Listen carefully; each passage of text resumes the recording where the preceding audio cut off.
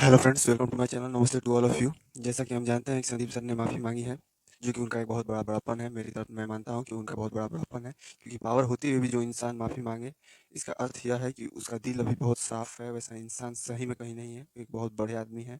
उनका माइंड भी एक स्पिरिचुअल वन टाइप है, क्योंकि आजकल के समाज में जो माफ़ी नाम की चीज़ ही नहीं है। थोड़ा बहुत नॉलेज आ जाता है, लोग अपने आप को दिखाने लगते हैं, रिएक्शन वीडियो बनाने लगते हैं, लोग के 15 साल के एक्सपीरियंस को एक वीडियो में नीचे नीचा कर देते हैं।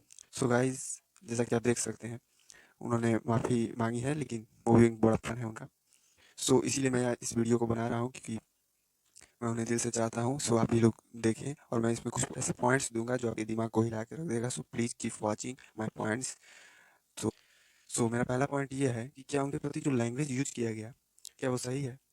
जो इंसान 1 साल 2 साल 3 साल नहीं, बल्कि 15-20 सालों से उस फील्ड में है, क्या उसके एक्सपीरियंस को कम कहा गया वो ठीक है? और उसके प्रति जो यूज किया गया लैंग्वेज, सबसे बेकार चीज़ है वो। सबसे मेन पॉइंट नोट करने वाला है कि उनके प्रति लैंग्वेज, जो कि ऐसा नहीं होना चाहिए था। वो हमारे लिए गुरु समान है। अगर वो हमें 2 थप्पड़ मार दें, गाली भी दे दें, तो हमें एक्सेप्ट करना चाहिए, क्योंकि आज की जनरेशन के लिए वो एक बहुत बड़े मोटिवेशनल स्पीकर कह सकते हैं, और एक अच्छे इंसान हैं जो किसी को दुःख में नहीं देख सकते हैं। उनकी वजह से कोई हर्ट हो तो उन्हें भी वो अच्छा नहीं लगता है। ऐसा मेरा मानना है, मेरा पर्सनल व्यू है। सो आप भी बताएं क्या है आपका पर्सनल व्यू। लेकिन मैं बताता हूँ, उनके प्रति जो लैंग्वेज यूज़ किया गया वो बेहद ही बेकार टाइप लैंग्वेज यूज़ किया गया था, जो कि मुझे बहुत बेकार लगा।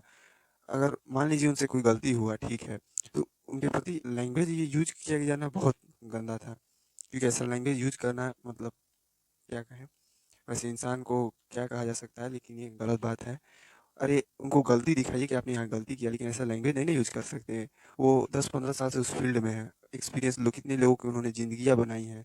आप कैसे उनके प्रति ऐसे बोल सकते हैं? उन्हें बताइए कि आप यहाँ गलत हैं। अगर गलत हैं तो, जबकि उनकी एक छोटी-सी गलती थी, थोड़े से बस एग्रेसिव हुए, जबकि वो ऐसा है नहीं। हम जानते हैं वो किसी भी कमेंट का जवाब नहीं देते हैं, पर पता नहीं, क्योंकि बात है यहाँ इंडियन कल्चर की। मेरा सेकंड पॉइंट भी इसी से होने वाला है। So please do not skip my video. मेरा फर्स्ट पॉइंट ये था कि उनके प्रति जो लैंग्वेज यूज़ किया गया, वो बहुत ही गंदा किस्म का लैंग्वेज यूज़ किया गया था, जो कि बहुत ही बेकार था। और मैं इसे एक्सेप्ट नहीं करूँगा। आप बताइए एक्सेप्ट करते हैं कि नहीं? क्योंकि वैसे इंसान जो 15-20 साल से लोगों की ज़िंदगियाँ बनाते आ रहे हैं, कितने लोगों की ज़िंदगी उनकी वजह से बन चुकी हैं, वे उन्हें भगवान मानते हैं। वैसे इंसान के प्रति वैसा लैंग्वेज यूज़ करना मीन्स बहुत बेकार बात है। और हम लोग की जनरेशन में हम लोग स्टूडेंट्स सब हैं, और ऐसा लैंग्वेज उनके प्रति यूज़ करेंगे, यानी कि हमारी जनरेशन कहाँ जा रही है आप सोच सकते हैं। हम लोग किस हद तक नीचे गिर रहे हैं ये सोच सकते हैं।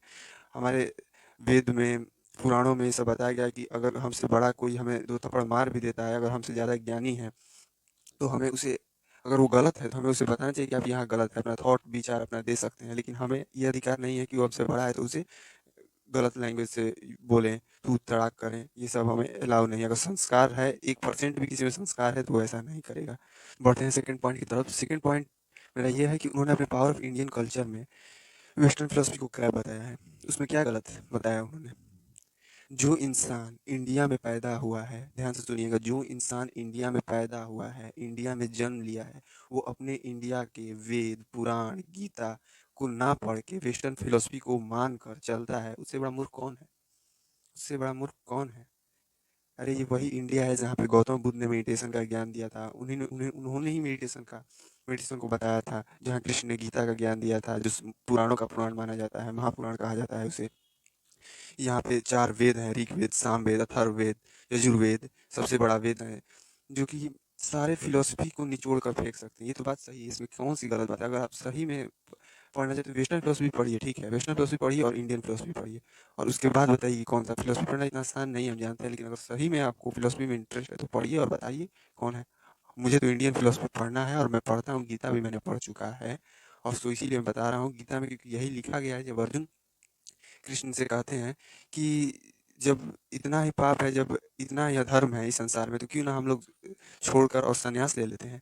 तो कृष्ण कहते हैं कि यही सोच है जिसकी वजह से दुर्योधन जैसे लोग यहाँ पे राज करते हैं, और हम लोग कष्ट काटते हैं। कौन कष्ट काटता है? मतलब अच्छे लोग कष्ट काटते हैं। जितने अच्छे होते, जो मतलब जिनमें सामर्थ्य होता है, अच्छे भी होते हैं, वो लोग तो संन्यास ले लेते हैं। जैसे कि भीष्म पितामह ने वचन दे दिया था, जिसकी वजह से उन्हें लड़ना पड़ा था अधर्म के पक्ष से। और जो बुरे होते हैं दुर्योधन, वो राज करते हैं हमारे जीवन में। यही हो रहा है, और देखिए आज ये भी हुआ है संदीप महेश्वरी सर जी के साथ। थोड़ी-सी मिस्टेक अरे एग्रेसिव क्यों ना दिखाए यार, पावर ऑफ इंडियन कल्चर है, हम लोग का इंडिया पे गर्व होना चाहिए। ऐसे-ऐसे फ़िलॉसफ़ी बुक्स हैं, जिसे किसी फ़िलॉसफ़ी का ज़रूरत नहीं है अगर वो आदमी पढ़ ले तो। अब आप लोग वेस्टर्न फ़िलॉसफ़ी की बात करते हैं। तो मेरा सेकंड पॉइंट यही है कि ये वही देश है जहाँ पे ऐसे-ऐसे लोग जन्मे हैं, जिन्होंने फ़िलॉसफ़ी क्या फ़िलॉसफ़ी के बाप को लिखा है। समझ सकते हैं आप लोग। और वो बुक पढ़ने के बाद हमें किसी भी फ़िलॉसफ़ी की पढ़ने की ज़रूरत नहीं है, अगर सच बताएँ तो।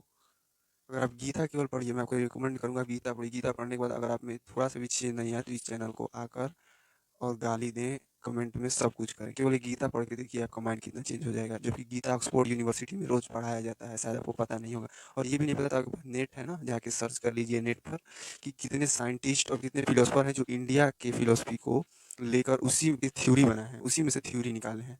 चार्ल्स डार्विन भी शायद गीता से प्रेरित थे। आप लोग पढ़ लीजिएगा, उसके बाद यहाँ पे बात कीजिएगा। और जो वह ब्रिटिश सब क्या किए, हमारे इंडियन फिलॉसफी बुक्स को पढ़कर हमें ही बेवकूफ़ बना के गए। हमारे ही बुक्स को पढ़कर और अपना फिलॉसफी लिखकर हमें ही बेवकूफ़ बना के गए हैं। और एक से एक अपने आप को दिखाते हैं कि हम लोग बहुत नॉलेजेबल हैं। ठीक है? अगर नहीं पता तो सर्च कर लीजिए, उसके बाद बताइएगा कि वो लोग कितने लोग इंडिया से प्रभावित हैं, हमारे ही बुक्स को, हमारे ही वेद को, हमारे ही पुराण को, हमारे ही उपन्यास को पढ़कर हमें ही बेवकूफ़ बनाते हैं। अपना बुक लेकर और हम उन्हीं के प्रति भागते हैं। ठीक है? और मेरा लास्ट थर्ड पॉइंट ये है कि हम थोड़ा-सा 2 शब्द 3 शब्द इंग्लिश सीख लेते हैं, वेस्टर्न ड्रेस पहन लेते हैं, वेस्टर्न तरीके से बोलने लगते हैं, तो ऐसा लगता है कि हम बहुत नॉलेजेबल हैं। जैसे कहते हैं ना, अधगर गगरी छलकत जाए, थोड़ा-सा नॉलेज आता है, छलकने लगता है। अब बाहर आने लगता है, 2-3 साइकोलॉजी का बुक पढ़ लेते हैं और हम अपने आप को नॉलेजेबल समझने लगते हैं। अरे नॉलेज ठीक है, नॉलेज से बड़ा एक्सपीरियंस होता है, जहाँ तक मैं जानता हूँ, नॉलेज से बड़ा एक्सपीरियंस होता है। नॉलेज आदमी जल्दी इकट्ठा कर सकता है, लेकिन एक्सपीरियंस इकट्ठा करने में समय लगता है। एक डांसर से पूछिएगा, एक आर्टिस्ट से पूछिएगा, कितना मेहनत लगता है एक्सपीरियंस इकट्ठा करने। नॉलेज इकट्ठा कर लेगा, ये स्टेप ऐसे करते हैं, ये ड्राइंग ऐसे बनाते हैं, लेकिन एक एक्सपीरियंस वो आर्टिस्ट आपको बताएगा जो 10-15 साल लगता है आर्टिस्ट। और एक मोटिवेशनल स्पीकर बनना भी एक आर्ट है, जो सब में नहीं है, जो आपके अंदर को निचोड़ के बाहर निकालता है, वो सब में नहीं आता है। नहीं तो हर कोई मोटिवेशनल स्पीकर रहता है, हर कोई एक जर्नलिस्ट रहता है, जो अंदर के निचोड़ के निकालते हैं बाहर। सो गाइज मेरे बात को ध्यान से सुनिए और समझिए कि हमारे इंडियन का पावर क्या है। इंडिया में सच में पावर है, बस हम उसे एक्सेप्ट नहीं कर रहे हैं, हम लोग दूसरी तरफ भाग रहे हैं। अगर सही बताएँ तो इंडिया में ही ऐसे-ऐसे जगह हैं, ऐसे-ऐसे स्थान, ऐसे-ऐसे मिस्टीरियस फैक्ट हैं, जो हमारे अचंभित कर देते हैं हमें। जैसे कि आप लोग पढ़े होंगे जीके वगैरह, मैं उसको डिस्कस नहीं करूँगा, लेकिन मैं बता रहा हूँ।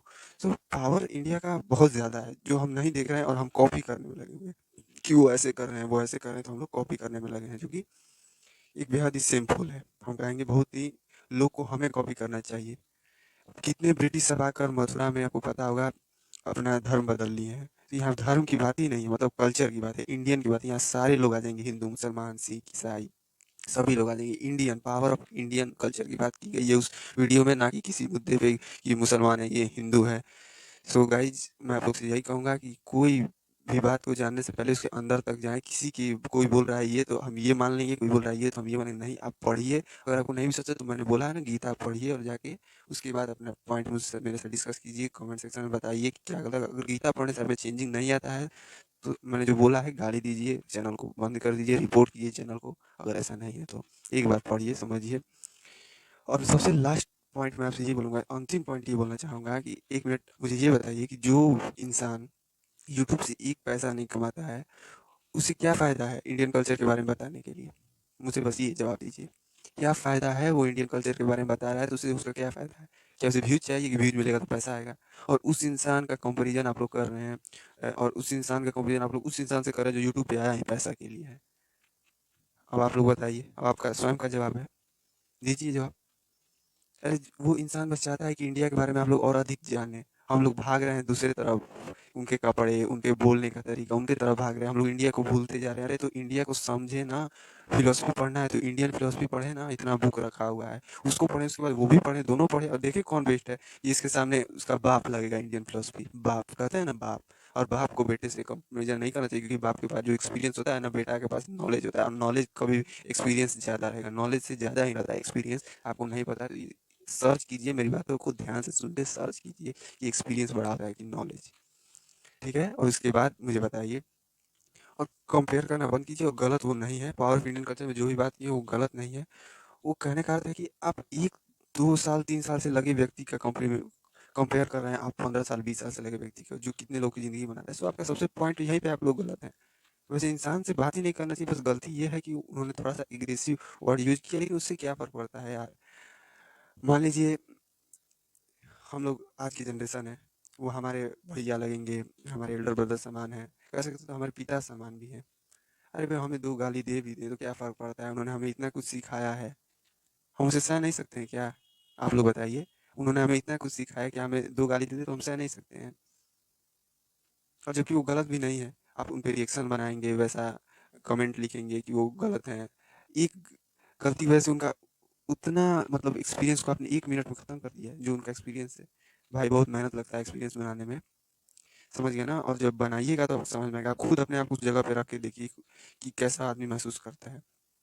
एंड लास्ट बात मैं यही बोलूँगा कि कभी भी किसी को गलत मत कहें जब तक आप खुद उसके बारे में कुछ जान ना जाएँ। उस इंसान के बारे में ठीक से जान ना जाए तब तक उसे गलत मत कहें। इंसान कोई गलत नहीं होता है, समझे? हम भी कृष्ण को मानते हैं, कृष्ण को फ़ॉलो करते हैं। सो हमने बहुत पढ़ा है कृष्ण के बारे में, हमने गीता भी पढ़ा है, बहुत से रामायण भी पढ़ा है, महाभारत भी पूरा पढ़ा है। आप समझ सकते हैं हमने भी ज्ञान अर्जित किया है और अभी कर रहे हैं और करते जाएँगे। मुझे वेद भी पढ़ना है, सारा चीज़ हमको पढ़ना है। और मैं मानता हूँ कि इंडियन चीज़ को जो पढ़ लिया, इंडियन किताबों को जो पढ़ लिया, जितने वेद है, उपन्यास है, कुरान है, पुराण है, ये सब जो पढ़ लिया उसे किसी चीज़ को पढ़ने की ज़रूरत नहीं है। India is best. और जो इंडिया को पढ़ लिया उसे क्या पढ़ने की ज़रूरत है यार? समझ सकते हैं आप लोग। और ये फालतू का जो डिस्कस हो रहा है, उन्होंने माफ़ी माँगी है तो आप लोग समझ नहीं रहे हैं कि उनकी इतना बड़ा बड़प्पन है वो। सोच सकते हैं वो कैसे दिल के इंसान है जिन्होंने माफ़ी माँगी है। अरे भाई आजकल के लोग में थोड़ा-सा पावर आ जा रहा है तो वो लोग दुनिया लेने की सोच रहे हैं, पैसा कमाने सब लोग पैसे के पीछे मर रहे हैं। और वो इंसान एक पैसा नहीं लेता, एक दिन में करोड़पति बन सकता है, वो नहीं लेता, 50 करोड़, 60 करोड़ ठुकरा देता है। और आप लोग वैसे इंसान पे प्रश्न उठा रहे हैं। सोचिए आप लोग कहाँ जा रहे हैं और हम लोग कहाँ जा रहे हैं। मैंने कोई प्रश्न नहीं उठाया, दैट्स व्हाई मैं ये वीडियो बनाया हूँ, क्योंकि मैं जानता हूँ कि वो सही हैं और वो हमेशा ही सही रहेंगे। गलतियाँ सबसे होती हैं, ठीक है, लेकिन उसे क्या करना है? उनकी गलती को कौन-सा लेकर बैठना है? अरे थोड़ा-सा गाली दिया, अरे सह नहीं सकते हो भाई? तुम कैसे भी तो तुम्हारे बड़े भाई के समान है, बड़े कह सकते हो कि पिता के भी समान है वो, क्योंकि उनके पास नॉलेज है, एक्सपीरियंस है। वैसे इंसान का इज़्ज़त करना चाहिए। तुम उन्हें बकवास बनाते हो, उनमें एक प्रकार का नॉलेज नहीं बताते हो, यानी कि तुम उन्हें कुछ मानते ही नहीं हो। अरे! कैसा बात कर दिया यार। सो कुछ नहीं, मैं ज़्यादा कुछ नहीं बोलूँगा। मैं यही कहना चाहूँगा कि ये भी उनका बड़प्पन है माफ़ी माँगना, क्योंकि वो इंसान किसी को दुःख में नहीं देख सकता है। और वैसे इंसान को तुम दुखी करोगे तो यानी कि लॉ ऑफ कर्मा तो लागू होगा हर जगह, और लॉ ऑफ कर्मा लागू होगा ही होगा। और मैं इससे ज़्यादा कुछ नहीं बोलूँगा। और जो जैसा बोएगा वैसा काटेगा। उन्होंने जो गलती किया उसे एक्सेप्ट करिए, लेकिन तूने जो गलती किया वो एक्सेप्ट किया कि नहीं, वो भाई बात का नॉलेज है। और अगर एक्सेप्ट कर लो तुम भी तो ठीक है, और नहीं तो तुम्हारे साथ भी कुछ ना कुछ तो होगा ही, क्योंकि ये लॉ ऑफ कर्मा है।